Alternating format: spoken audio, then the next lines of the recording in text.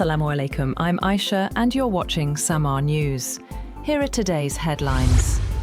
A $300 billion private sector investment fund is part of a US-Iran framework agreement aimed at supporting reconstruction and incentivizing a final peace deal, a source told Reuters. The source said more than $150 billion has already been committed across energy, infrastructure, logistics, and manufacturing projects spanning 5 regions, with participation from companies in the US, Gulf states, Asia, and beyond. The fund, which contains no government money, would only become operational once a final agreement is signed and is separate from talks on sanctions relief and frozen Iranian assets.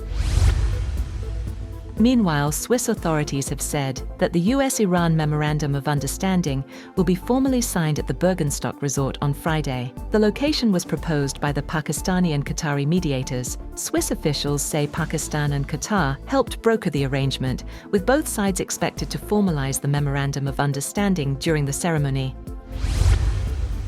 President Donald Trump has said that all hell will rain down on Iran if the country tried to develop a nuclear weapon. Speaking at the G7 summit in France, Trump said that a new agreement with Iran guarantees Tehran will never obtain nukes, and any violation would bring severe consequences. His statement comes as US and Iranian officials prepare for detailed negotiations in Switzerland later this week. Earlier, talking to reporters, Trump said Washington plans to retrieve and destroy Iran's enriched uranium at an appropriate time.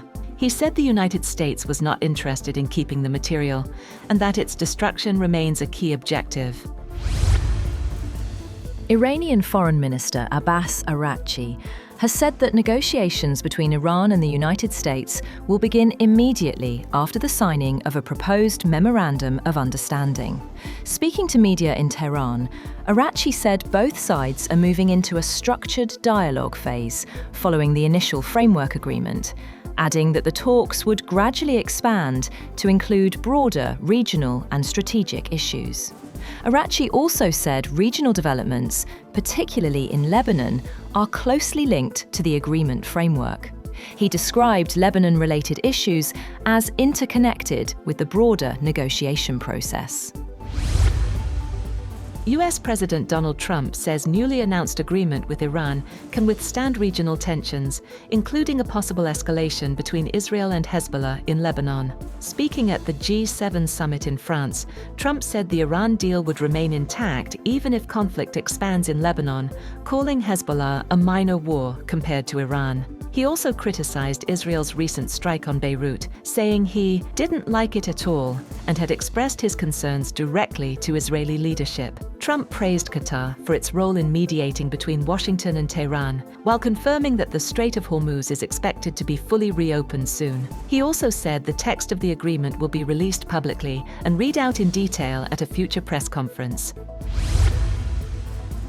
The FBI says it has foiled a planned attack on a White House-hosted UFC event in Washington, taking 5 people into custody over an alleged drone and sniper plot, according to court documents. Authorities said the plan involved using explosive-laden drones to strike near the White House and then targeting fleeing attendees with sniper fire. Officials said the event went ahead without incident, with President Donald Trump and senior officials in attendance. Court filings allege the suspects were influenced by anti-government conspiracy theories. Charges include conspiracy to commit murder and weapons offenses, with investigations continuing. Leaders of the G7 nations have called for a ceasefire in Lebanon and welcomed progress toward an interim agreement aimed at ending the conflict involving Iran. Meeting at the G7 summit in France, leaders also pledged to diversify global energy supply routes to reduce reliance on the Strait of Hormuz, a key artery for international oil shipments. The discussions come as details of a US-Iran ceasefire arrangements continue to emerge ahead of its expected formal announcement. G7 leaders have expressed cautious optimism about the prospects for peace in Ukraine following what US President Donald Trump described as a very good meeting with Ukrainian President Volodymyr Zelensky on the sidelines of the summit in France. Trump said Russia should reach a peace agreement with Ukraine and pledged to do what he could to help end the conflict, now in its 5th year. European leaders welcomed the remarks, with Germany's Chancellor saying Trump's call for peace was an encouraging sign, although no specific new measures toward Moscow were announced. G7 leaders say they remain united in support of Ukraine, reaffirming its territorial integrity and agreeing to increase pressure on Russia's war economy. In a joint statement, the leaders said they will strengthen sanctions, including measures targeting Russia's oil and gas sectors. The announcement came during a summit in Evian-les-Bains, France. The G7 also welcomed a US-Iran deal and said it is ready to support its implementation, while pledging efforts to diversify energy routes and reduce reliance on the Strait of Hormuz. Lionel Messi delivered a stunning performance as Argentina defeated Algeria 3-0 in their World Cup group stage clash, scoring a remarkable hat-trick to equal the tournament's all-time scoring record. The 38-year-old Argentine captain matched Miroslav Klose's tally of 16 World Cup goals and became the oldest player ever to score a World Cup hat-trick. Messi's historic display has boosted Argentina's title defense and silenced questions about his impact on the world stage. That's all for now. For more updates, visit www.samaa.tv.